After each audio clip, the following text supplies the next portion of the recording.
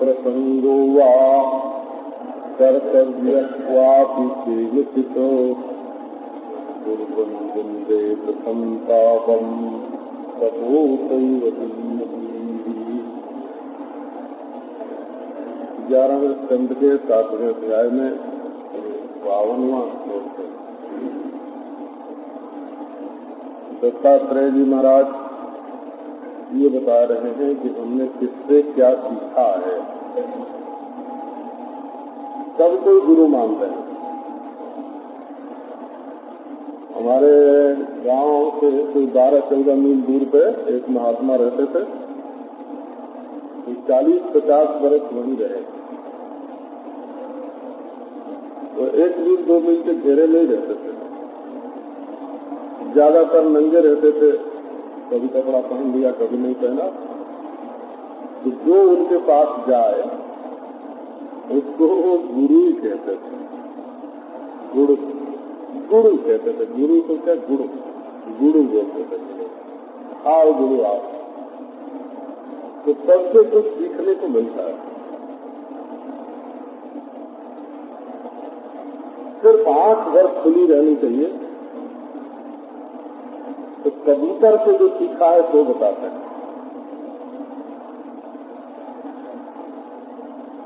उन्होंने कबूतर से ये सीखा है कि नातिक स्नेह प्रसंगों का कर्तव्य स्वापी केनचित्।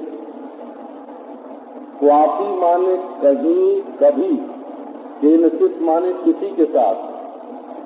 अति स्नेह अति प्रसंगों वा न कर्तव्य। अत्यंत स्नेह या अत्यंत आसक्ति नहीं जोड़नी चाहिए। स्नेह तो सबसे करना चाहिए, वो तो अपने दिल की चिकनाई है। स्नेह माने घी मक्खन, वो तो अपने घर में हमेशा रहना चाहिए। घर वालों को भी खिलाओ और जो बाहर का मेहमान होवे उसको भी खिलाओ। लेकिन किसी को इतनी चिकनाई मत खिलाओ और इतना मत खाओ कि बीमार पड़ जाओ। स्नेह में रोग भी तो होता है ना।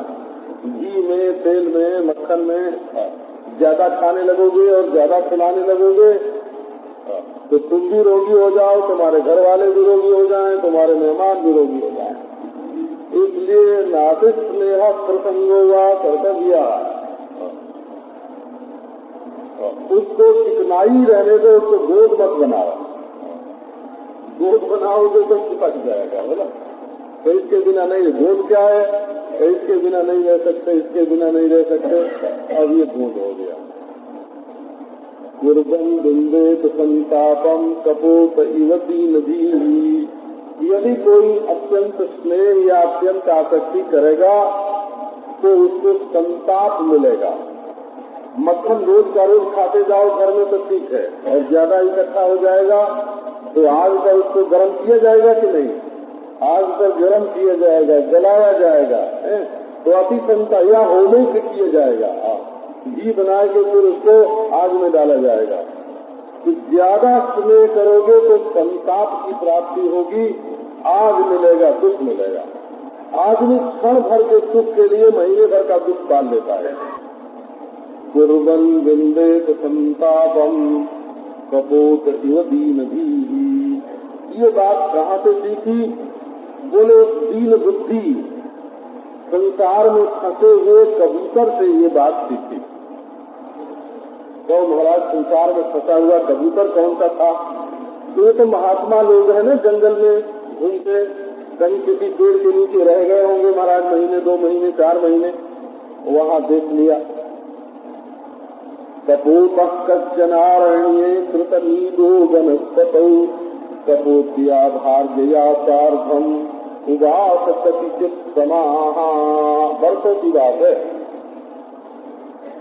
एक कबूतर था, उसने एक घोर जंगल में बहुत बड़े पेड़ पर अपने लिए घोंसला बनाया था।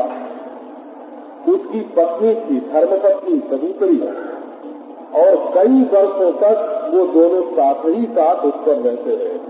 कपूतौ स्नेह गुणित हृदय गृह धर्मिणौ दृश्यम दृश्यांगमंगेन बुद्धिम बुद्धिया बबंधतुः। कैसे थे वो दोनों गृहस्थ पति पत्नी? स्नेह गुणित हृदय, दोनों का दिल बड़ा बड़ा था। कहिए बड़प्पन उनके दिल में कहाँ से आया था? कि स्नेह से। स्नेह जो है वो हृदय को बड़ा कर देता है, और द्वेष जो है वो दिल को छोटा कर देता है। तो स्नेह से गुणित है, माने बढ़ गया है हृदय जिनका, ऐसे ये दोनों थे। और अपने धर्म का पालन करते थे, गृह धर्म गृहस्थ धर्म का पालन करते थे। इतना प्रेम था उनमें। मैं एक की बात बताता हूँ।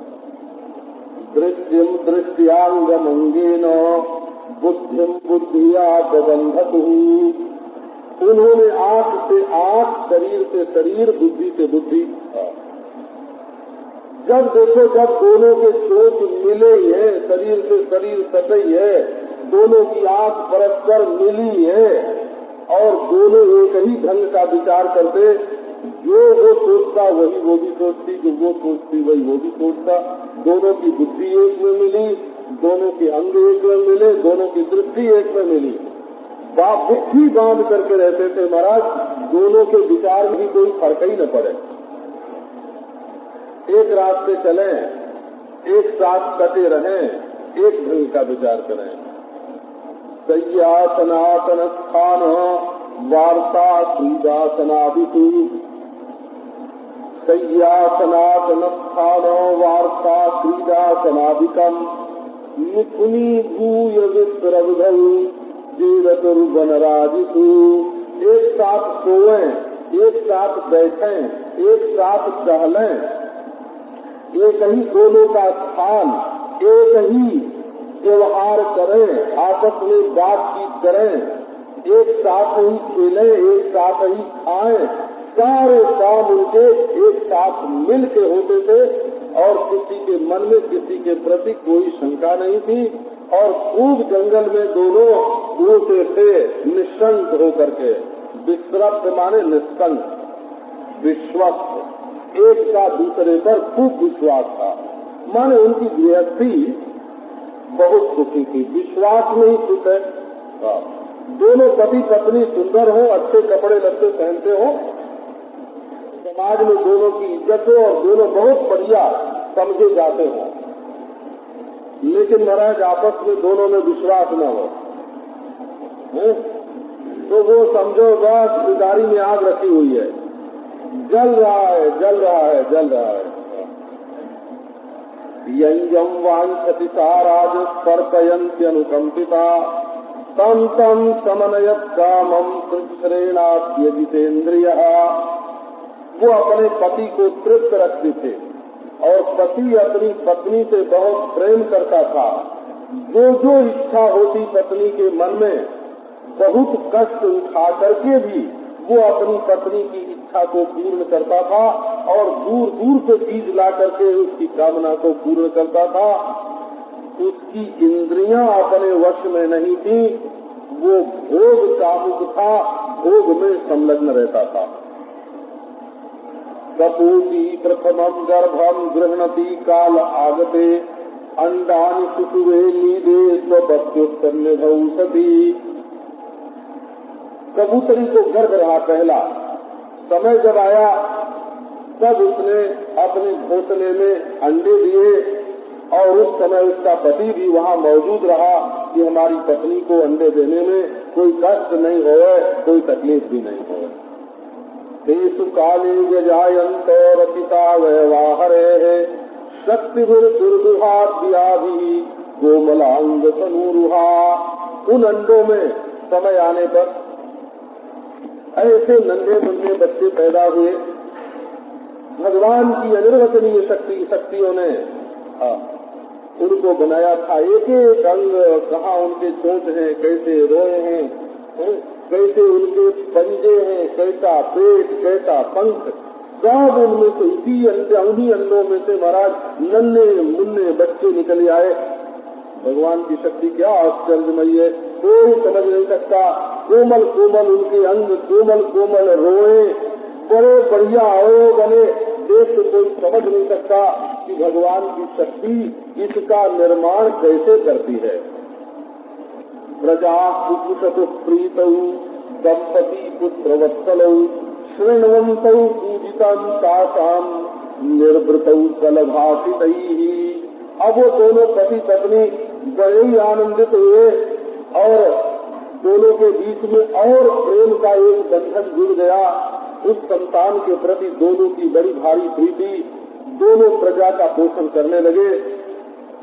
जब वो कलकल बोलते, कलरव करते, चाहते वो पक्षी के बच्चे, तो वो बड़े प्रेम से सुनते और उनकी वो तोतली बोली सुन करके उनके कल पूजित से उनको बड़ा आनंद होता।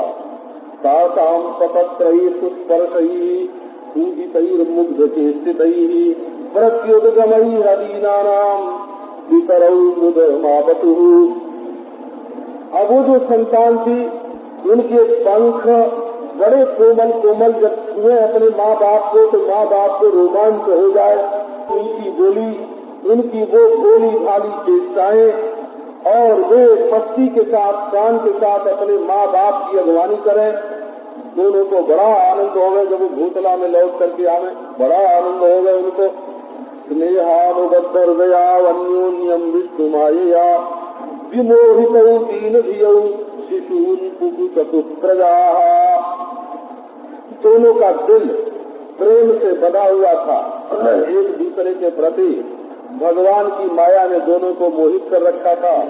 दोनों की बुद्धि दीन हो गई थी, हम तो इन बच्चों के बिना रह ही नहीं सकते, और वे अपनी सारी शक्ति लगा करके उन्हीं संतानों के पोषण में लगे हुए थे।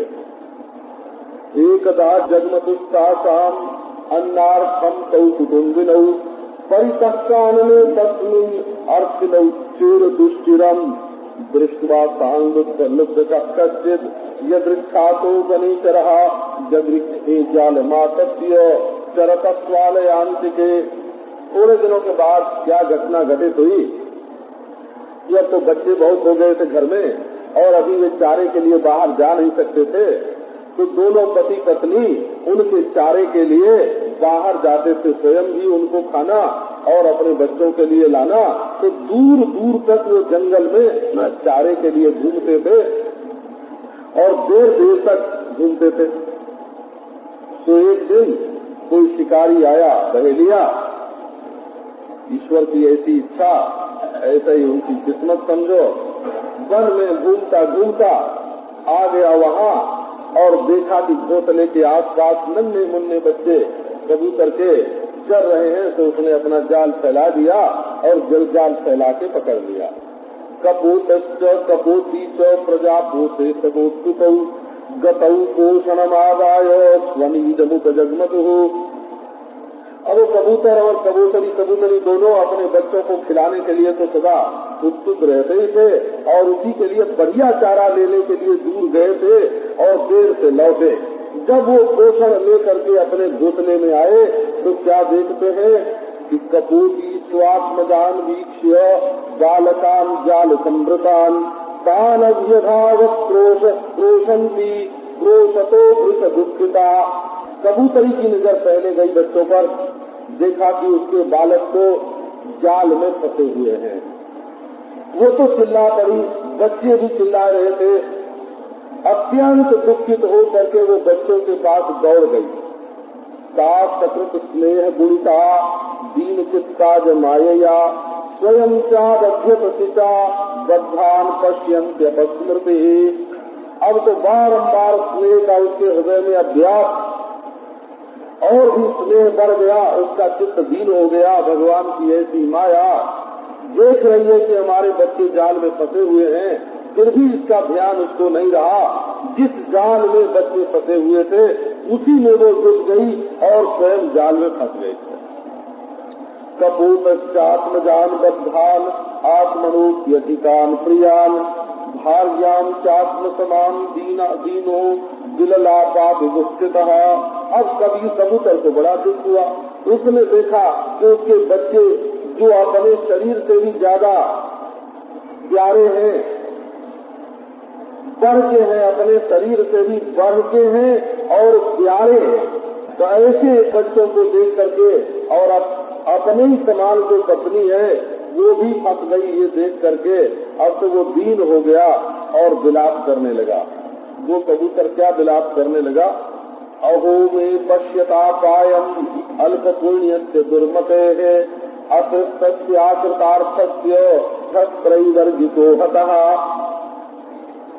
हाय हाय, देखो मेरा तो सत्यानाश हो गया, मैं कितना बदकिस्मत हूँ, मेरा प्रारब्ध ही बिगड़ा है, मेरे पुण्य समाप्त हो गए हैं और मेरी बुद्धि भी बिगड़ी हुई है, दुर्मति हूँ मैं।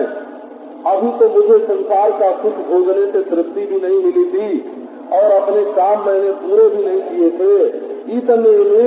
इतने में देखो ये हमारा धर्मार्थ काम जिसमें सब सुख मिलते हैं, धर्म करना चाहो धर्म करो, भोग करना चाहो भोग करो, धन कमाना चाहो धन कमाओ, वो हमारा गृहस्थाश्रम ही सारा नष्ट हो गया। देखो ना हमारी पत्नी कैसी अनुरूप थी, जैसा मैं वैसी मेरी पत्नी, और अनुकूल हमेशा हमारे मन के अनुसार चलती थी और मुझ पति को ही देवता मानती थी। अब वो अपने सज्जन पुत्रों के साथ स्वर्ग में जा रही है और मैं इस पूरे घर में अकेला ही छूट रहा हूँ।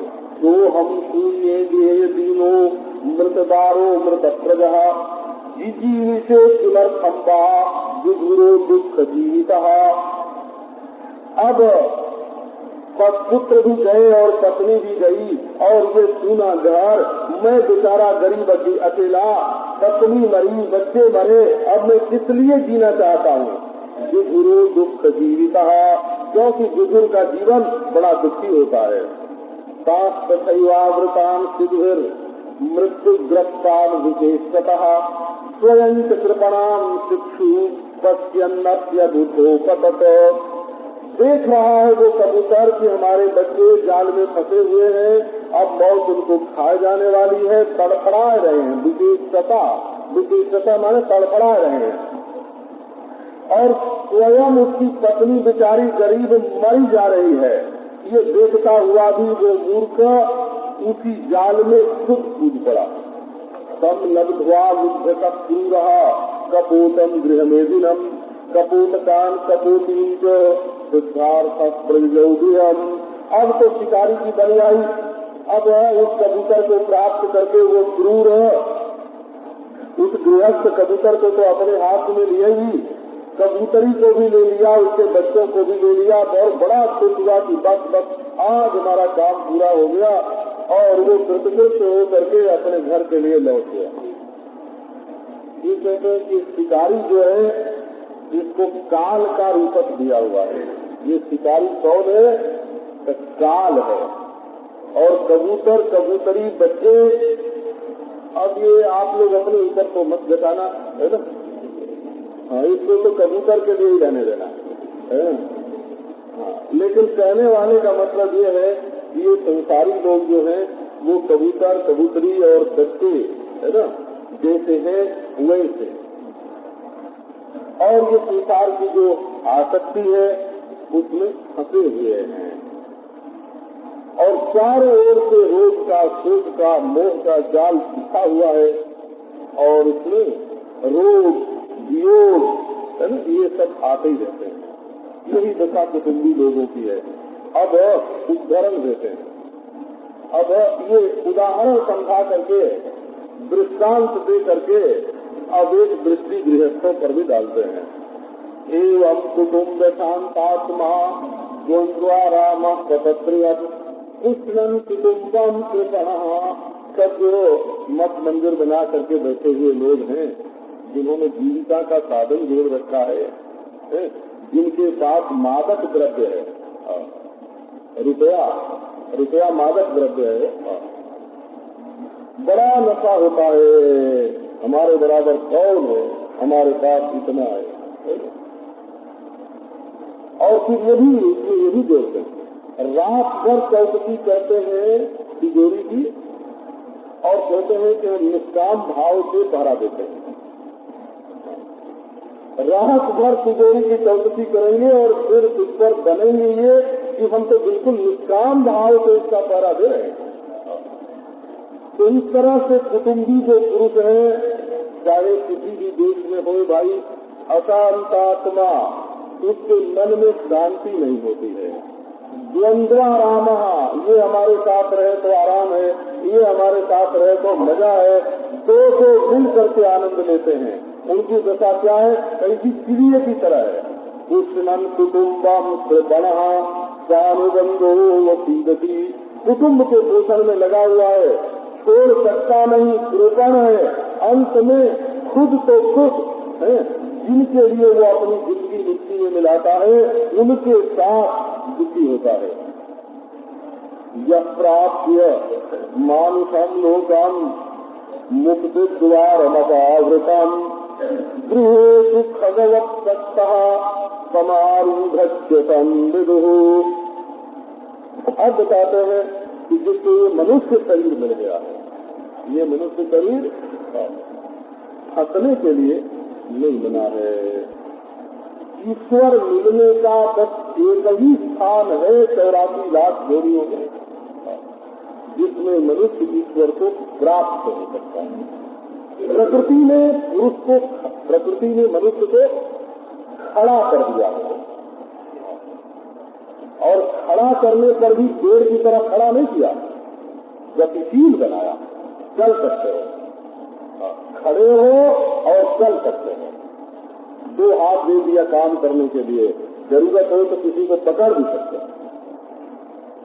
दिल दिया, दिमाग दिया, ऐसी जगह पहुंचा दिया अपने राज्य में जिससे ऊपर दूसरा कुछ नहीं। ये बात बिल्कुल युक्ति से सिद्ध है कि मनुष्य जो खाता है वो ऊपर से नीचे जाता है, और पेड़ जो खाता है वो नीचे से ऊपर जाता है। मानो पेड़ को ऊपर जाने की गुंजाइश है, लेकिन मनुष्य को अब स्वयं ऊपर जाने की गुंजाइश नहीं है कि प्रकृति उसको देवता बना देगी। बोले अब इसके बात तो करोगे तो पाओगे, साधन करोगे, भजन करोगे, ज्ञान प्राप्त करोगे, तब आगे बढ़ोगे। अब ईश्वर को पकड़ो तब ऊपर बढ़ोगे। प्रकृति जहाँ तक तुमको पहुँचाना चाहती थी, जहाँ तक प्रकृति की शक्ति है, उसने वहाँ तक पहुँचा दिया। जैसे पशु पक्षी आगे खाते हैं, पीछे जाता है उनका आड़ा। पशु पक्षियों की गति जो है वो आड़ी है, और वृक्ष की गति ऊर्ध्व है, और मनुष्य की गति अधा है। तो अब प्रकृति पर अपने को छोड़ दोगे कि प्रकृति हमें उन्नति दे, तो प्रकृति तो अब नीचे ले जाएगी। अब पशु बनावेगी, अब पक्षी बनावेगी, अब पेड़ पौधा बनावेगी, अब प्रकृति तुम्हें नीचे ले जाएगी। अब तुम ईश्वर को पकड़ करके यहाँ ऐसी जगह आए हो, एक झपट्टा मारो और प्रकृति के घेरे को छोड़ करके ईश्वर को प्राप्त कर लो। यह प्राप्त मानुषम लोकम, ये मनुष्य शरीर क्या है? मुक्ति द्वार अपावृतम, खुला हुआ मुक्ति का दरवाजा है। खुला हुआ मुक्ति का दरवाजा। एक महात्मा बताते कि एक बार एक आदमी को एक चहार दीवारी के घेरे में डाल दिया गया, 84 फुट की चहार दीवारी, और घेरे में डाल दिया, और एक दरवाजा उसमें, और आदमी अंधा। उससे कह दिया कि देखो हाथ से दीवार पकड़े पकड़े चले जाओ, जहाँ दरवाजा मिले वहाँ निकल जाना। अब वो महाराज दरवाजे पर पहुंचा, लेकिन बदकिस्मत ऐसा कि खुजली आ गई है ना। वो दोनों हाथ से खुजलाने लगा और चलता रहा, दरवाजा टूट गया, फिर दीवार पकड़ा, अब फिर घूमते घूमते फिर 84 लाख जाओ। तो ये मनुष्य योनि जो है, ये 84 लाख योनियों में से निकलकर परमेश्वर पूर्णता जिसको बोलते हैं, पूर्ण सच्चिदानंद घन, अखंड सच्चिदानंद घन, अद्वितीय परमात्मा की प्राप्ति का ये खुला हुआ दरवाजा है। अब इसमें आकर के गृहेषु भगवत सत्ता, घर में आके कैसे फंसे, बोले पक्षी की तरह, चिड़िया की तरह। जब पक्षपात आता है मन में, तब आदमी पक्षी हो जाता है। जिसके मन में पक्ष है तो पक्षी, जहाँ पक्ष समाया, अपना पराया, मेरा तेरा, ये वो है, जाति का पक्ष होता है, परिवार का पक्ष होता है, संप्रदाय का पक्ष होता है, गांव का पक्ष होता है। जहाँ पक्ष समाया वहाँ पक्षी हो गए। समारूढ़म विदुः, बड़े ऊंचे पर आकर के मनुष्य जोड़ी में आकर के च्युत हो गए, गिर गए। समारूढ़म विदुः। इस तरह ये 7वां अध्याय पूरा हुआ। अब 8वां अध्याय प्रारंभ करते हैं। अब अजगर से जो सीखा है उसकी चर्चा करते हैं। ब्राह्मण उवाच, दत्तात्रेय जी को श्रीमद् भागवत में ब्राह्मण कहकर बोलते हैं। वो दत्तात्रेय जी का नाम श्रीमद् भागवत में ब्राह्मण है। ब्राह्मण माने ब्रह्म ज्ञानी है। ब्राह्मण उवाच, सुखमैन्द्रियकम् राजन् स्वर्गे नरकेव च, देहिनाम् यद् यथा दुःखम् तस्मान्नेच्छेत तद्बुधः, ग्रासम् सुमृष्टम् विरतम् महान्तम् शोकमेव वा, जदृच्छयैवा पतितम् ग्रसेदाजगरो प्रियः। अजगर वृत्ति से रहना, ये महात्मा का नाम अजगर मुनि था। हो अजगर मुनि, अजगर मुनि माने अजगर की तरह पड़े रहते। तो अभी तो अवधूत वाली बात बताएंगे। ब्राह्मणों बात इसके दृष्टिकोण ही दूसरा है। परमार्थ की प्राप्ति के लिए जो व्यक्तित्व के उत्कर्ष की चरम सीमा है निरपेक्षता, उसका इसमें वर्णन है। और भौतिक दृष्टिकोण से जो उन्नति होती है, हमारे पास इतना है ना, इतना सोना, इतनी ऊंची कुर्सी, इतनी इज्जत है, इतनी प्रतिष्ठा, देश का इतना आदर, वो सब तो महाराज पारमार्थिक दृष्टिकोण से बड़ा नहीं है ना। महात्मा लोग तो ऐसे कहते हैं कि देखो भाई, मुर्दे पर चाहे जितना फूल चढ़ाओ और जितनी माला चढ़ाओ, ईसाइयों में रिवाज है ना, ईसाइयों में रिवाज है मुर्दे पर जिंदा तो उतनी माला नहीं पहनाते हैं और उतना फूल नहीं चढ़ाते हैं। जब वो मर जाता है, स्मशान जाने लगता है, तो बहुत फूल, बहुत माला चढ़ाते हैं। बोले भाई, मुर्दे पर चाहे जितना फूल चढ़ाओ और जितनी माला पहनाओ, आखिर है तो वो मुर्दे का मुर्दा ही ना है। तो इसी तरह से संसार में जिन चीजों को बहुत बड़ी माना जाता है ना, पारमार्थिक दृष्टि से इनको उतना ही छोटा माना जाता है। बोले इनके पास बहुत धन है, बोले ज्यादा फंसे है, बहुत बच्चे, बोले बहुत परेशानी है ना, बोले बहुत इज्जत करे, लोगों का ख्याल रखना पड़ता होगा भाई, बहुत दिन भर दिमाग में हजारों आदमी रहते होंगे। बोले बहुत ऊंचा होगा तो बहुत बड़ी फिकर। तो पारमार्थिक दृष्टिकोण से संसार में जिन बातों को बहुत बड़ी माना जाता है ना, उसके भीतर घुसो तो बोल ही बोल निकलती है। तो बोले बड़े भारी पंडित, तो दुनिया भर का जंजाल है ना, उनके दिमाग में दुनिया भर का फितूर उनके दिमाग में घुसा हुआ है। आखिर तो विक्षेप ही है ना। सारे शास्त्र की स्मृति जो है, अगर तुम्हें समाधि लगानी है तो स्मृति का निरोध करना पड़ेगा। और परमात्मा का स्मरण करना है तब भी स्मृति का निरोध करना पड़ेगा। बोले बड़े विचार, बड़ी युक्ति है, इसका अर्थ है कि अभी अखंडाकार वृत्ति उदय ही नहीं हुई, नहीं तो विचार इतनी वृत्ति की क्या जरूरत थी।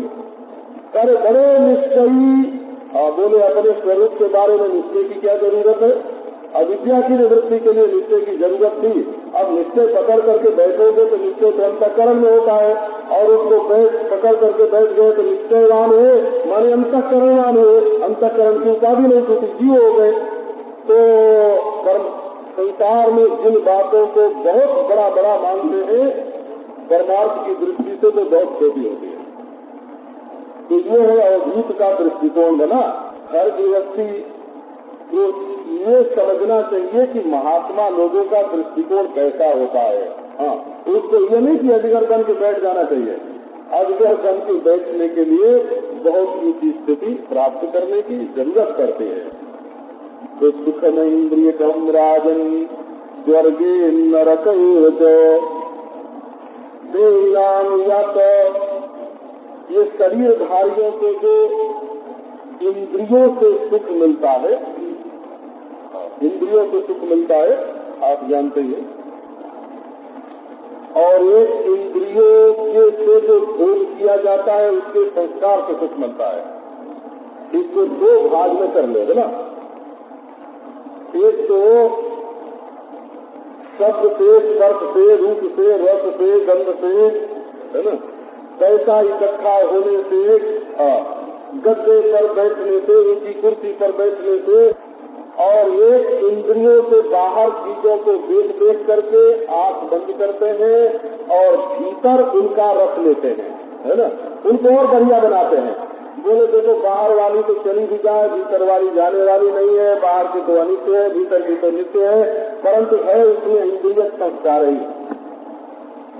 तो बोले ये इंद्रियों से होने वाला जितना सुख प्राणियों को मिलता है, क्या इस लोक में और क्या परलोक में, क्या स्वर्ग में, है ना, क्या स्वर्ग में और क्या नरक में, बोले वो कैसे मिलता है। तो जथा दुखा, जैसे दुख मिलता है वैसे सुख भी मिलता है। तो इसका क्या मतलब, इसका मतलब ये हुआ कि जैसे हम लोग दुख पाने के लिए कोई साधन करते हैं,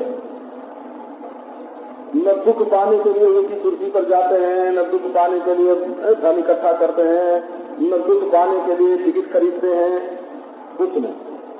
और ये मालूम हो जाए कि दुख आने वाला है तो उससे परहेज करते हैं कि नहीं, कि न आने पावे, कोशिश करते हैं कि दुख न आने पावे। तब भी महाराज ऐसा बैरंग पार्सल आता है दुख का, कोई उपाय करो वो तो दुख आ ही जाता है। तब भला बताओ ये भेजने वाला कौन है। जो तुम्हारे पूर्व कर्मों का फल दे रहा है, वो तुम्हारे न चाहने पर भी, मना करने पर भी, परहेज करने पर भी, दवा दारू करने पर भी है, फिर भी बड़ी सावधानी से दुख तुम्हारे पास पहुंचा देता है, तुमको मालूम भी नहीं पड़ता और आ जाता है। बोले भाई जो दुख पहुंचाने में इतना सावधान है, जो तुम्हारे कर्म के फल रूप तुमको इतनी सावधानी के साथ दुख देता है, वो क्या तुम्हारे पुण्य कर्म का जब फल आएगा तब दबा लेगा? जब दबाएगा नहीं, जरूर जरूर तुम्हें सुख भी देगा। तो ऐसी स्थिति में जब सुख और दुख की जिम्मेवारी लेकर के एक बड़ा सावधान, बड़ा बुद्धिमान, बड़ा शक्तिशाली बैठा हुआ है, जो बराबर तुम्हें दिन भर में कितनी बार सुख भेजता है और कितनी बार सुख भेजता है, उसके ऊपर सुख को भी छोड़ दो, उसकी इच्छा मत करो। दसमान नेत तद्बुधा, सुख दुख के रहस्य जानने वाले पुरुष को उसके लिए कोशिश नहीं करनी चाहिए, प्रयत्न नहीं करना चाहिए, क्योंकि वो तो जैसे दुख आता है जिस रास्ते, उसी रास्ते सुख भी आता है। तब जैसे कि ग्रासम सुमृतम दुरसम महांतम शोकमेवदा जदृक्षवा पतितम ग्रसेदाजगरो प्रिया।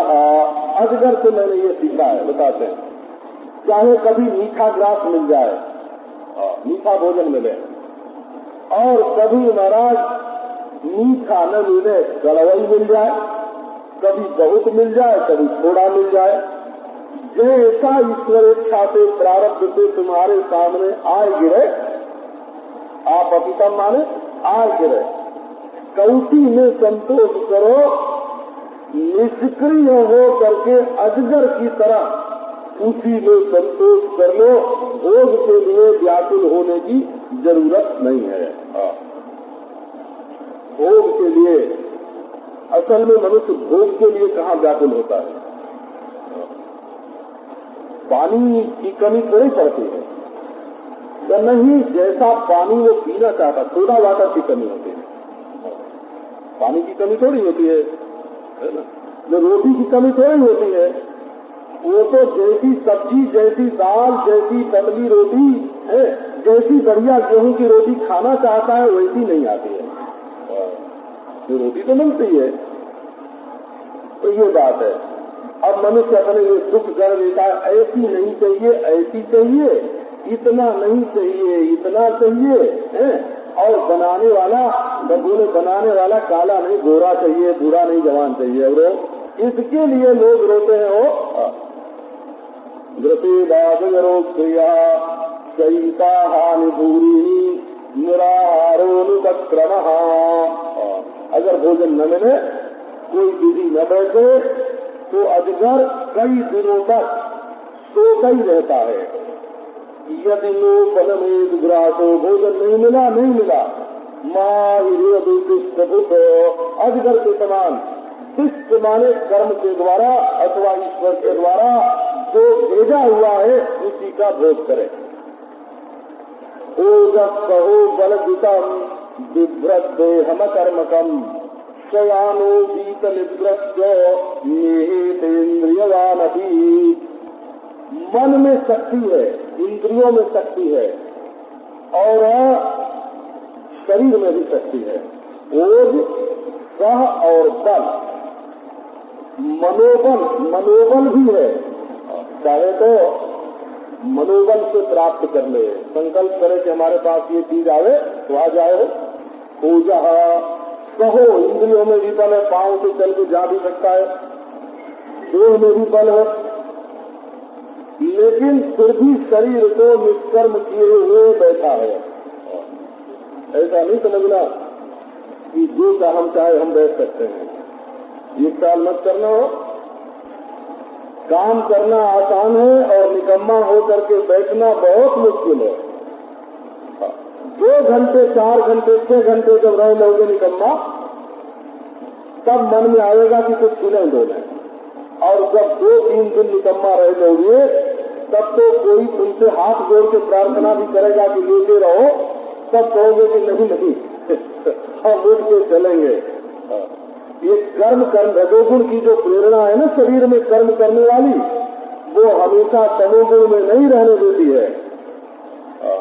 तो ये अवधूत लोग तमोगुण में रह करके लेते नहीं रहते हैं। ये नहीं समझना कि तमोगुण में, जैसे हम निद्रा में, आलस्य में, प्रमाद में घंटे 2 घंटे रह जाते हैं, वैसे ही अभ्यास करके 24 घंटे रहते होंगे। वो बात नहीं है। वो तो तमोगुण पर विजय प्राप्त करके रजोगुण पर भी जब विजय प्राप्त कर लेते हैं, तब बिना हिले डोले रह सकते हैं। शयानो गीत निद्रस्य, लेटे हुए हैं लेकिन नींद कभी नहीं जाती। हमारे चैतन्य का स्फुरण होता रहता है, अपने स्वरूप में जागते रहते हैं। जागत सोवत बड़े उतारे, चाहे कबीर हम वही ठिकाने। तो शयानो जो जागृत सुसुप्तित हो, जीवन मुक्त महापुरुष का लक्षण बताया, जो जागृत सुसुप्तित हो, तो जीवन मुक्त उच्चते। जीवन मुक्त किसको कहते हैं? तो जो सुसुप्ति में स्थित होकर जागता रहता है। माने जैसे सुसुप्ति में प्रपंच की प्रतीति नहीं होती, वैसे तो दुनिया की तो प्रतीति नहीं होती, और सुसुप्ति में जैसे चेतना का लोप हो जाता है, वैसे चेतना का लोप भी नहीं होता। जाग रहा है पर कुछ देख नहीं रहा है। जो जागृत सुसुप्तित हो यत् जागृत न विद्यते, और जागृत अवस्था जिसमें है ही नहीं। वो निर्वासनो जस्य, ज्ञान सबका है, ये स्त्री है, ये पुरुष है, ये भोजन है, परंतु वासना किसी की नहीं है। बोधो निर्वासन हो यस्य स्वजीवन मुक्त उच्यते। आँख का काम है फूल को दिखाना कि लाल फूल ये देवी फूल सामने ज्ञान का काम है। आंख में ज्ञान रहता है ना, तो आंख के रास्ते ज्ञान आकर बता देता है कि ये लाल फूल है, लेकिन इसको खा जाए कि इसको मुंह से चिपका ले, इसकी माला बना के पहन ले, ये काम आंख का है? ये काम आंख का नहीं है, ये काम वासना का है। ज्ञान का काम है जो चीज जैसी है उसको वैसा दिखा देना, ये लाल फूल है इतना बताना ज्ञान का काम है। लेकिन इस फूल को खाने से श्वेत प्रगर रोग मिट जाएगा, है ना, ये औषधि बताना काम हुआ भाई बेटा, है ना। और इसको देखते ही किसी के मन में जो बात आई कि इसको हम खा जाए, है ना, तो खाने की वासना हुई। खाने की वासना आंख के ज्ञान में नहीं होती है, मन में बैठी हुई होती है। तो जो ज्ञानी पुरुष सृष्टि को देखते हैं उनको ज्ञान तो होता है, ये मिट्टी है, ये पानी है, ये आग है, ये हवा है, ये स्त्री है, ये पुरुष है, परंतु वासना जो है उस जोग में वासना नहीं होती है। बोधो निर्वासन हो जस्यो, खाने के समय खा लिया, पीने के समय पी लिया। तो शयानो गीत निद्रस्यो निहितेन्द्रियवान अपि, ये नहीं समझना कि लंगड़ा है इसलिए चलता नहीं, और लूला है इसलिए करता नहीं, बोला, और अंधा है इसलिए देखता नहीं, गूंगा है इसलिए बोलता नहीं। इंद्रियवान अपि, उसकी सारी इंद्रियां जिंदा है और फिर भी चेष्टा नहीं कर रहा है। अब समुद्र से क्या सीखा है तो बताता हूँ। मुनि प्रसन्न गंभीरो दुर्विगाह्यो दुरत्ययः अनंत पारो यक्षोभ्य तीतो दैवार्णवः। महात्मा कैसे रहता है? बोले समुद्र की तरह। समुद्र से ये सीखा है। मुनि वो मुनि है, मौन है, प्रसन्न गंभीर है, देखने में अत्यंत निर्मल, लेकिन गहराई कितनी, जल में निर्मलता कितनी कि जैसे तल दिख जाएगा, लेकिन गहराई कितनी। दुर्विगाह्य, कोई कहे कि हम जाके नीचे डुबकी लगा के ले आवे, डुबकी नहीं लगा सकता, दुर्विगाह्य। और दुरत्य बोले पार चले जाएं, का नहीं, लांग भी नहीं सकते। अनंत पारा, नाप तौल करना बड़ा कठिन, उसका अंत नहीं, पार नहीं। अक्षोभ्या, कितनी नदियां गिरें आ करके शुद्ध नहीं। और सीमित जैसे शांत जल वाला समुद्र है, न ज्वार न भाटा, अपने स्वरूप में स्थित जैसे समुद्र, ऐसे महात्मा पुरुष मौन रहता है, प्रसन्न गंभीर रहता है। उसके दिल की खां किसी को नहीं मिलती, उसका अतिक्रमण कोई नहीं कर सकता, उसके अंत को पार को पाना कठिन है, क्योंकि वो परमात्मा से एक है और संसार के विषय भोग आकर के उसके चित्त में शोध करने में समर्थ नहीं है। और एक दूसरी शिक्षा बताते हैं समुद्र में, समृद्ध कामो ही नोवा नारायण परो मुनि नोत्तरते तन दुष्येत सरिद्धिरिव सागरः। समुद्र में वर्षा ऋतु में आकर के कृष्णा, कावेरी, महानदी, गंगा, ब्रह्मपुत्र, सिंधु सब है ना, इस देश के और दूसरे देशों के जो नद है, नदियां हैं, वे आकर के गिरते हैं। लेकिन समुद्र में बाढ़ नहीं आती, लोग करते तो। और गर्मी के दिनों में नदियों की बाढ़ कम हो जाती है तो समुद्र सूखता नहीं है। जैसे नदियों के आने से समुद्र बढ़ता नहीं है और नदियों के न आने से समुद्र घटता नहीं है, इसी प्रकार महात्मा के पास बहुत सारी चीजें आ गई। समृद्ध कामः, बहुत सारी भोग की सामग्री उसके पास आ गई तो वो समुद्र की तरह बढ़ा नहीं, अभिमान नहीं हुआ कि मैं भोग से बढ़ा हूँ। तो भाई महात्मा का बड़प्पन इससे होता है कि उसके पास कुछ नहीं है ना, ऐसा। उसके पास बहुत कुछ है, ये उसका बड़प्पन नहीं है। वो तो सेठ का बड़प्पन है, सेठ का बड़प्पन है भाई, 1 करोड़पति नहीं अरबपति है ना। इसके 1 मकान नहीं, देश भर में 10 मकान है। तो सोना चांदी इसके पास बहुत है, ये सेठ का बड़प्पन है ना। तो अभिमान साधु में नहीं आएगा। समृद्धि आई, बोले अरे जो चीज हमारे पास नहीं आनी चाहिए थी सो आ गई हो, और नहीं आई तो नहीं आई तो न सुक्षेप आया हमारे पास ये चीज नहीं आई, ये चीज नहीं आई, ऐसा हमारे छत्र नहीं, ऐसा हमारे चमर नहीं, ऐसा सिंहासन नहीं है क्या, उससे हमारे अंदर कोई हीनता आ गई। राम राम धरती में बैठना पड़ा, चले धरती में बैठने से उसमें हीनता नहीं है, और भोग की समृद्धि होने से उसमें बड़प्पन नहीं है। क्यों नहीं है? तो नारायण परहा, वो तो नारायण परायण है ना, नारायण में बैठा है, नारायण होके बैठा है, उसको इन दुनिया की चीजों के आने जाने से क्या मतलब। तो समुद्र से ये शिक्षा ली है। अब पतंगे की बात बताते हैं। दृष्ट्वा प्रियम देव मायाम तद्भावैरजितेन्द्रियः प्रलोभितः पतत्यन्ते तमस्यग्नौ पतंगवत् ज्योतिर्हिरण्याभरणाम्बरादिद्रव्येषु माया रचितेषु मूढः प्रलोभितात्मा युपभोग बुद्धिया पतंगवत् नश्यति नष्ट दृष्टिः।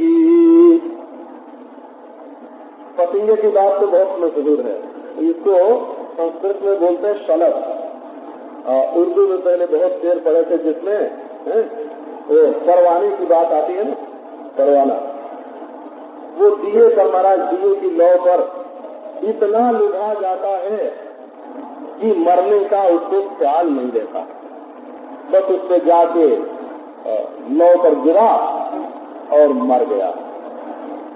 बोले दृष्ट्वा प्रियम देव मायाम, ये महाराज देवताओं की ऐसी माया है, इंद्रियों ने एक ऐसी माया रची है, ईश्वर ने एक ऐसी माया रची है।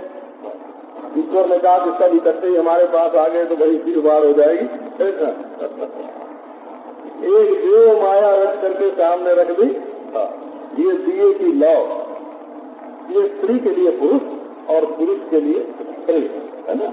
ये शरीर की दृष्टि से बताया तद्भावैरजितेन्द्रियः, स्त्री के हाव भाव कटाक्ष देख करके और इस देव माया रूप दीप शिखा को देख करके अजितेंद्रिय जो पुरुष है वो प्रलोभित हो जाता है, जो जितेंद्रिय नहीं है, जिसकी इंद्रियां वश में नहीं है, वो प्रलोभित हो जाता है। और जैसे फतिंगा आग की लौ देख करके, दिए की लौ देख करके और कूद पड़ता है उस पर, असल में वो रोशनी में नहीं कूदता है, वो तो अंधकार में कूदता है।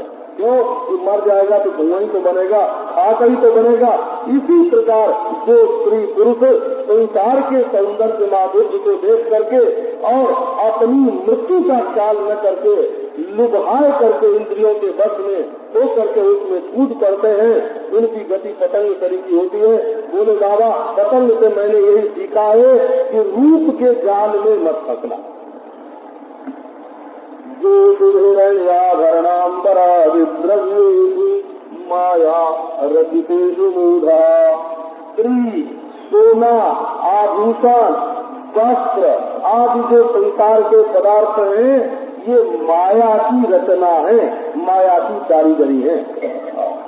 इसमें जब मनुष्य मूढ़ हो जाता है और उसका मन लुभा जाता है और उसका उपभोग करने के लिए मनुष्य इसके पास जाता है, तब इसकी दृष्टि नष्ट हो जाती है, आंखें पहले चली जाती हैं और उसके बाद पतंगवत नश्यति, पतंग का जैसे नाश हो जाता है वैसे उसका नाश हो जाता है।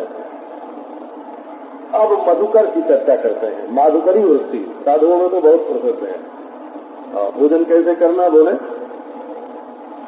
भैक्ष्यम पंचविधम स्मृतम, 5 प्रकार की जो भिक्षा है, गृहस्थ लोग तो माधुकरी का नाम ज्यादा सुनते हैं, वैसे 5 प्रकार से भिक्षा होती है। अजातिकम असंकीर्तम तात्कालिकम जदृक्षया और जदृक्षयोपन्नम च भैक्ष्यम पंचविधम स्मृतम माधुकरम असंकीर्तम तात्कालिकम अयाचितम। तो ये बताते हैं माधुकरम जैसे भौरा घूम घूम करके एक भिक्षा की शैली है। एक तो बिना मांगे जो मिल जाए, अयाचितम, एक तत्काल जो उपस्थित हो जाए, जैसा मिल जाए, है ना, ऐसे। और एक बोले मधुकर की तरह, जैसे भौरा फूल फूल पर गया और थोड़ा थोड़ा रस वहां से ले आया। एक कमल का रस भौरा नहीं पीता है। तो क्यों नहीं पीता है? कि भौरा का कमल से बहुत प्रेम है।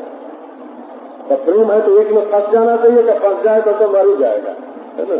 तो रात को जब कमल बंद होगा तो उसमें वो भी कैद हो जाएगा। तो बोले भाई ये कमल पर भिन्न भिन्न कमल से रस लेना, ये जो भौरे का स्वभाव है, ये क्या है? बोले अहिंसन आतिथ्य, किसी भी कमल पर से भौरा जो रस लेता है तो कमल को चोट नहीं लगती, कमल की पंखड़ी तो घायल नहीं हुई, और भौरा वहां से रस लेकर के दूसरे पर चला गया, वहां से रस लेकर के तीसरे पर चला गया। इसी प्रकार महात्मा को अवधूत को चाहिए कि शोकम शोकम ग्रसेत ग्रासम, थोड़ा थोड़ा ग्रास सबसे लेवे, किसी के ऊपर भार न बने। देहो वर्तेत जावता, कितना लेना? जिससे जीवन का निर्वाह हो जाए।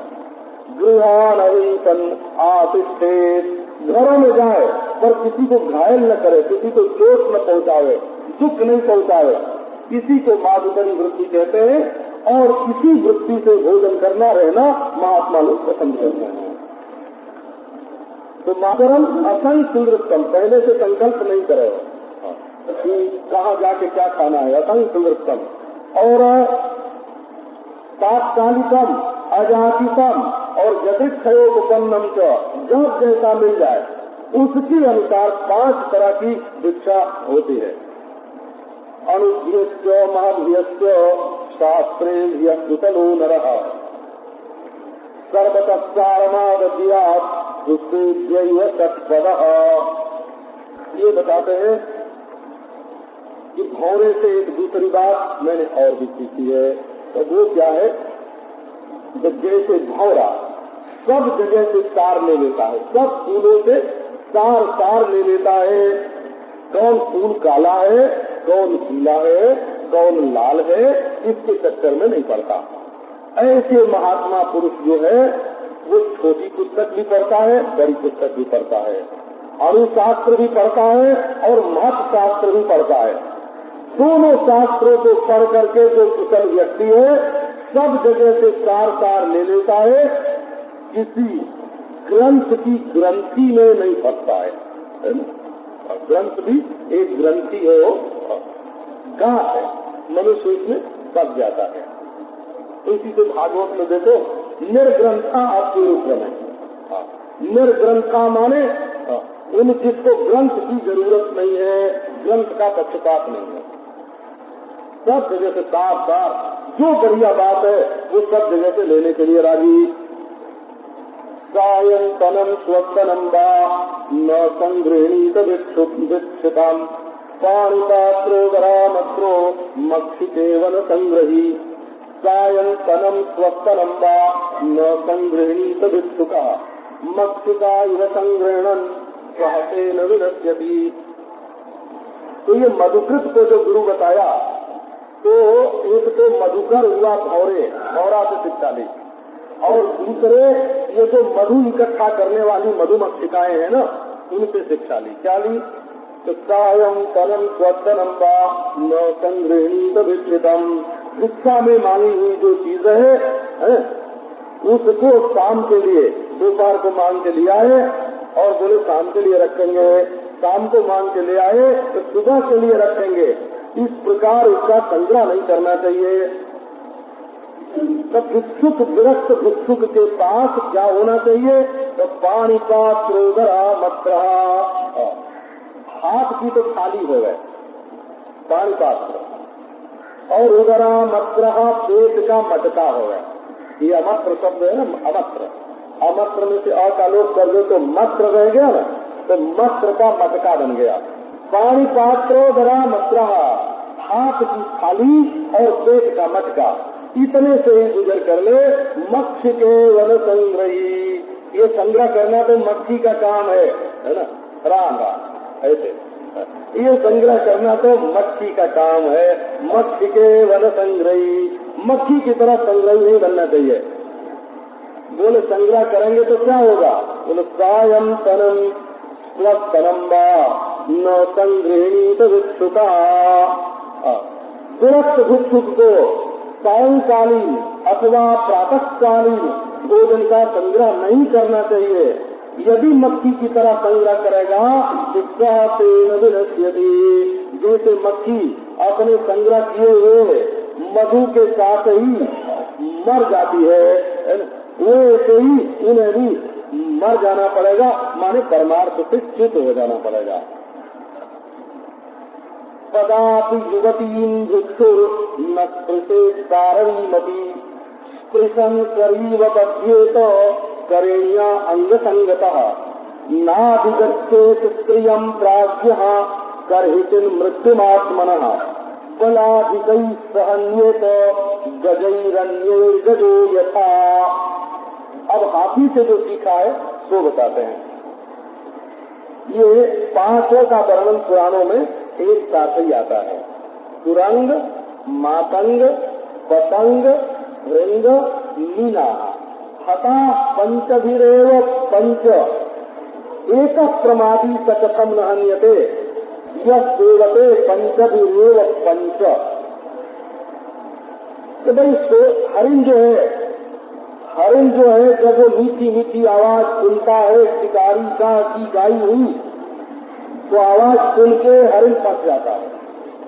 और लकड़ी की हाथी बना करके महाराज हथिनी लकड़ी की, और ऐसा चक्कर में डालते हैं कि हाथी फंस जाता है। और सिखाई हुई हथिनी ले जाते हैं और उसके शरीर से आके अपना शरीर रगड़ता है हाथी और उसमें फंस जाता है। स्पर्श में हाथी फंसता है, शब्द में हरिण फंसता है, और रूप में फटिंगा फंसता है, ये जो दीपक में जलता है। और महाराज स्वाद में मछली फंसती है, और गंध में भौरा फंसता है। बोले एक ही विषय में आसक्ति होने के कारण ये पांचों संसार में फंस जाते हैं। और ये प्रमादी मनुष्य अकेले ही पांचों में आसक्ति रखता है। तो एक प्रमादी मनुष्य, उसको शब्द भी चाहिए, स्पर्श भी चाहिए, रूप भी चाहिए, रस भी चाहिए, गंध भी चाहिए। तो ये पांचों में आसक्त जो है कथन रहते जस सेवते पंचभिरेव पंच, जो अपनी पांचों इंद्रियों के द्वारा पांचों के सेवन में लगा हुआ है, वो भला कैसे नहीं मारा जाएगा। तो ये बताते हैं कि जो विरक्त भिक्षु है उसको अपने पांव से भी लकड़ी की बनी हुई भी युवती स्त्री का स्पर्श नहीं करना चाहिए। यदि वो करेगा तो जैसे हथिनी के लकड़ी की हथिनी के अंग संग से भी बंधन में फंस जाता है, ऐसे वो बंधन में फंस जाएगा।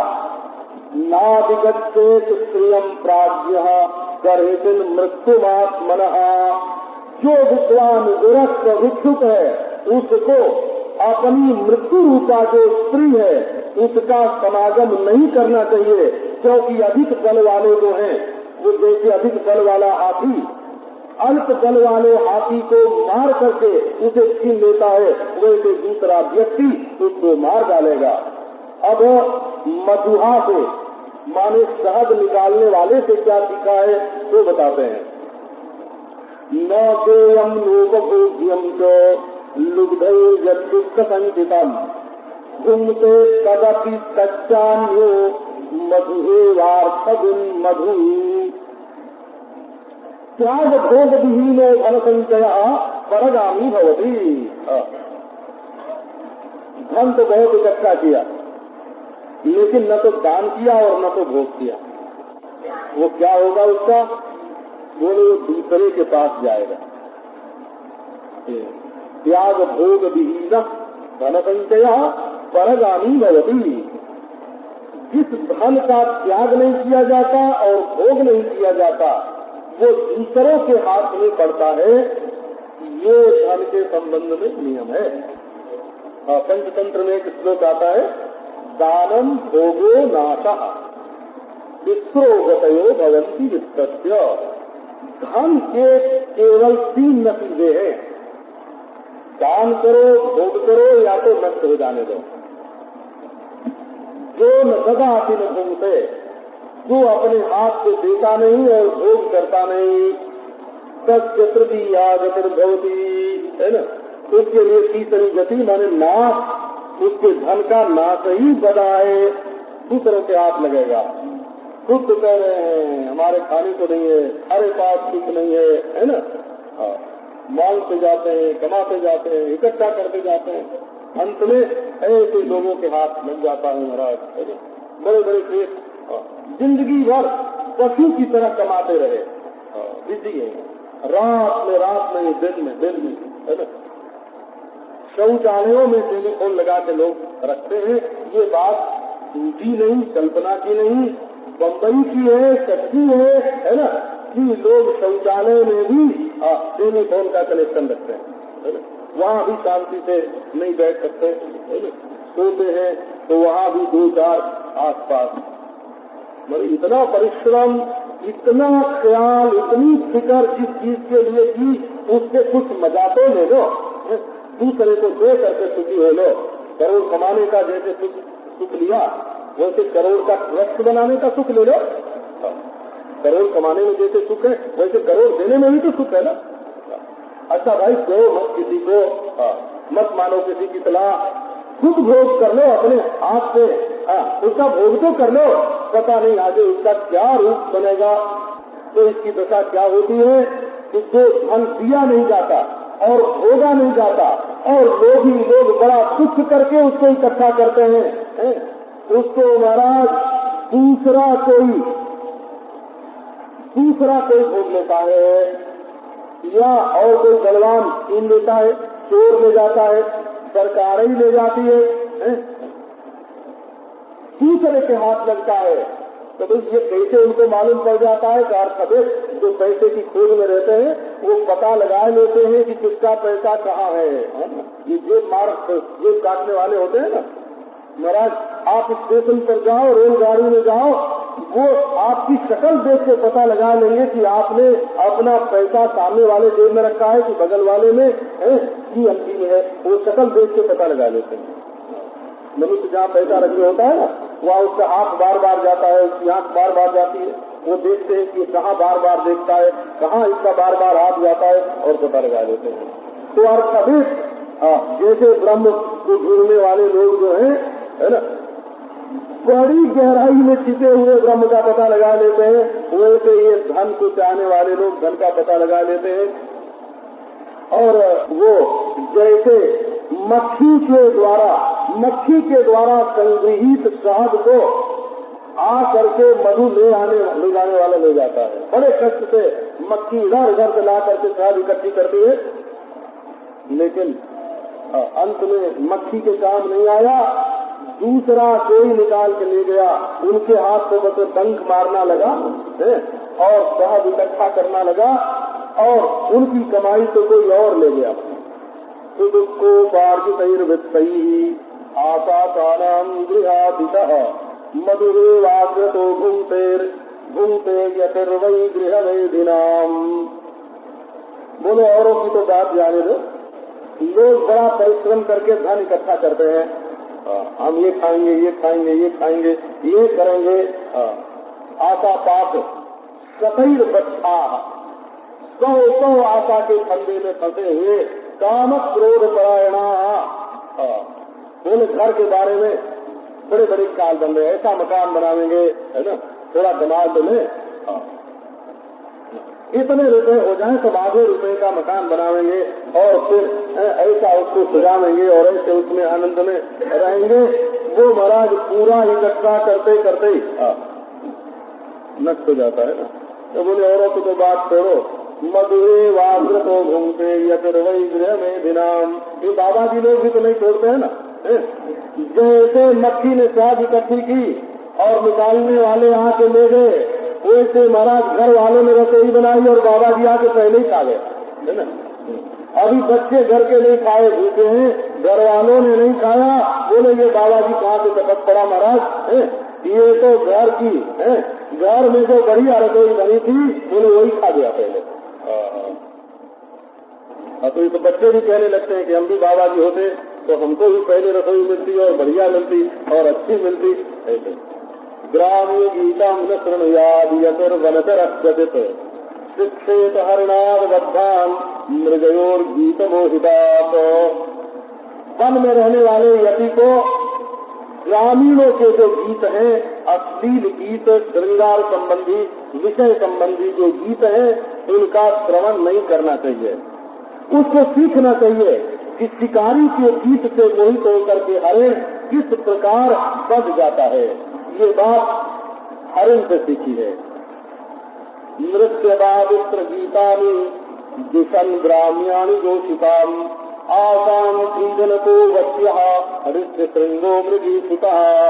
हरिण को गुरु बनाया जब तो ऋषि श्रृंग की भी याद आ गई। ऋषि श्रृंग की कथा वाल्मीकि रामायण में बहुत बढ़िया। ये महाराज जंगल में बालक रहता था और उसने देखा ही नहीं था कि स्त्री कैसी होती है ना। जब उसके पास अप्सराएं वेश्याएं भेजी गई, अप्सराएं भेजी गई तो वो बोला कि तुम लोग भी ब्रह्मचारी हो, किस आश्रम में रहते हो, है ना, कैसे वेद का स्वाध्याय करते हो, तुम्हारी जगह तो बड़ी चिकनी है, हमारी तो रुकी रुकी है ना। ऐसे उस बेचारे को पता ही नहीं था तुम्हारा शरीर तो बड़ा कोमल है, हमारा इतना कोमल क्यों नहीं है ना। अब वो शरीर का विवेक करने लगा और फिर तो बोले हमारा भजन पूजन, हमारा अग्निहोत्र दूसरे ढंग का होता है ना। अब वो भोजन लड्डू बनाए चले गए खाने को। तो तुम क्या कंदा खाते, कंदमूल फल खाते हो? देखो हम लोग जिस देश में रहते हैं वहाँ ऐसा कंदमूल होता है लड्डू। वहाँ का कंदमूल फल ये है। और नाचा बजाया गाया और ऋषि श्रृंग बेचारा मोहित हो गया, उनका खिलौना क्रीडनक बन गया, खिलौना बन गया, उनकी अधीन हो गया। तो उससे हमने ये शिक्षा ग्रहण की कि ये जो संसारी नाचना गाना बजाना जो ये ग्राम्य चेष्टाएं हैं कहीं से दूर रहना चाहिए। अब वो बताते हैं कि मछली से क्या शिक्षा ग्रहण की है। जहवयात प्रमातिन्या जनो रस विमोहितः मृत्यु मृत्सत्य तद्बुद्धिर नीनस्ति कवितैः यथा इंद्रियाणि जयन्त्यासु निराहारा मनीषिणः वर्जयित्वा तु रतनं तन्निरन्नस्य वर्धते तावद्धितेन्द्रियो न स्यात् जिजितान्येन्द्रिय पुमान् न जयेद् रतनं जावतो जितं सर्वं जिते रसे। अब मछली से क्या सीखा? मछली से ये सीखा, ये तो महाराज घूमते ही रहते थे ना। देखा कहीं नदी के किनारे घूम रहे हैं और वहाँ एक आदमी है अपनी बंसी में, कटिए में, कांटे में कीड़ा फंसाए करके और डाल रखा है पानी के अंदर। थोड़ी देर में मछली आई और मछली ने उस कीड़े को मुंह में लिया तो वो कांटा जो है उसके मुंह में चुभ गया और वो फंस गए। बोले अरे ये मछली तो पानी में स्वच्छंद विहार कर रही थी, सरोवर में स्वच्छंद विहार कर रही थी, बड़ी सुखी थी, ये फंसी कैसे? बोले हो जीव के कारण फंसी है, जीव के कारण फंसी। ये जीव कैसी? जहवयात प्रमातिन्या जनो रस विमोहितः। ये जिह्वा जो है वो अत्यंत प्रमाथिनी है, मत देती है सारे मन को मत देती। शरीर का मंथन जैसे काम से होता है, कामना से शरीर का मंथन जैसे होता है, जिह्वा से भी शरीर का मंथन वैसे ही होता है। अत्यंत मंथनकारी है। हमारे एक पुराने जमाने में रामपुर के नवाब को उसको रोग हो गया था सूखने का, हो जी पर पानी नहीं है, बोले गला सूखा जाए, मुंह सूखा जाए। हकीमों ने दवाई की, डॉक्टरों ने भी दवाई की, वो अच्छा ही न हो, मुंह सूखा। तो एक वैद्य से है ना, वो गए, बोले कि हम अच्छा कर देंगे। तो वो हंसी उड़ाने लगा कि तुम क्या अच्छा करोगे, इतने बड़े बड़े डॉक्टर और हकीम फेल हो गए, उनसे ये अच्छा नहीं हुआ तो तुम कैसे अच्छा करोगे? तो बोले कि अच्छा उन लोगों ने दवा दिया और तुम्हारा मुंह गीला नहीं हुआ ना, हम बिना दवा दिए तुम्हारे मुंह को गीला रखेंगे, है ना? अब महाराज वहाँ के हाई स्कूल में नवाब साहब को ले गए और वहाँ सैकड़ों नींबू और इमली ऐसी चीजें मंगाई और काट करके बच्चों को दे खाने के लिए, और नवाब साहब बैठे देखा करें। थोड़ी देर में उनका मुंह गीला हो गया। तो ये पानी कहाँ से आया मुंह में? ये शरीर में मंथन हो करके जिह्वा पर पानी आता है, मुंह में पानी आता है। जैसे दूध दही का मंथन करो तो मक्खन निकल जाता है ना, ऐसे ये खाने की वासना जब शरीर में मंथन करती है तो शरीर का मक्खन पानी निकल के आ जाता है मुंह में। विप्रमाधिन्या, ये मथानी है, जीव जो है वो मथानी है। जनो रस विमोहिता, और ये संसारी जीव रस से मोहित हो गए हैं। मृत्यु मृत जैसा विद्युत बड़ी शरीर जथा, उस असद बुद्धि पुरुष जिसकी बुद्धि संसार में फंसी हुई है, असती है, वो पुरुष इसी जीव के वश में होकर के मृत्यु तक को प्राप्त होता है। अमित आदमी को जानते हैं, हमारे डॉक्टर ने कह रखा था कि तुम मछली अपने जीवन में कभी मत खाना। बीमार आदमी का पांडु रोग उसको हो गया था, डॉक्टर ने कह दिया था कि तुम मरोगे उस दिन जिस दिन मछली खाओगे। कह रखा था कि तुम मछली अपने जीवन में कभी मत खाना। बीमार आदमी का पांडु रोग उसको हो गया था, डॉक्टर ने कह दिया था कि तुम मरोगे उस दिन जिस दिन मछली खाओगे। अब उस क्षत्रिय था, उसको मछली खाने की आदत है ना। अब 2 महीने 3 महीने 6 महीने उसने अपने को रोका, बिल्कुल ठीक हो गया। जब बिल्कुल ठीक हो गया तब उसके मन में आई कि अब तो मैं ठीक हो गया, मछली खाने में क्या आ रहा है। और उस दिन तक से मछली खाई और मर गया, उसी दिन मरा जिस दिन मछली खाई।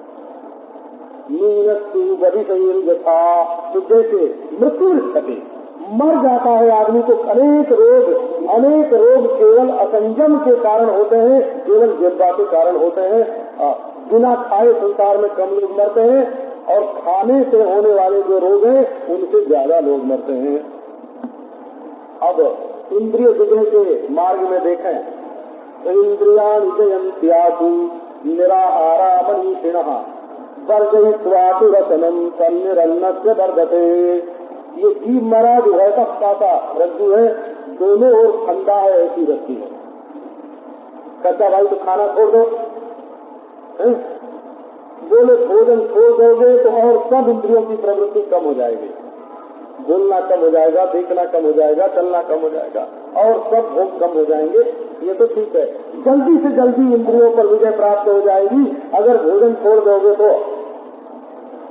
बोले तो क्या करते, इंद्रियों पर विजय प्राप्त करने का बड़ा अच्छा तरीका। बोले कि तरीका नहीं, इससे खाने की वासना और बढ़ेगी।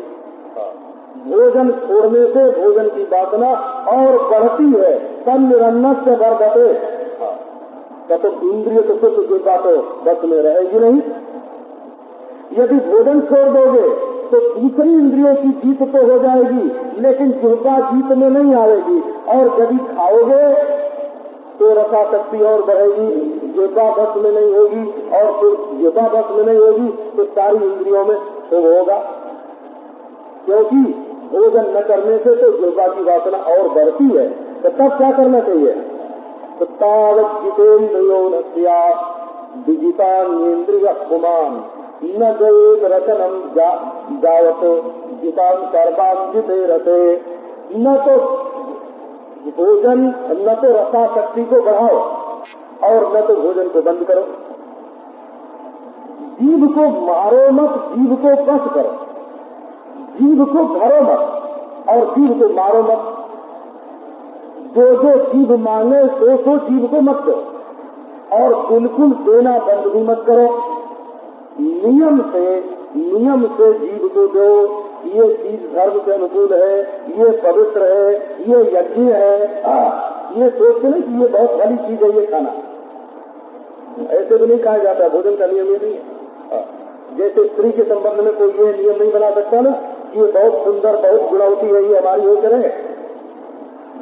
उससे तो जिसके साथ विवाह होगा वो अपनी स्त्री होगी ना। इसी प्रकार भोजन के संबंध में कि ये चीज बहुत बढ़िया है, बहुत सुंदर है, बहुत गुणकारी है, इसलिए हम खाएं, ऐसा नियम नहीं बनाया जा सकता।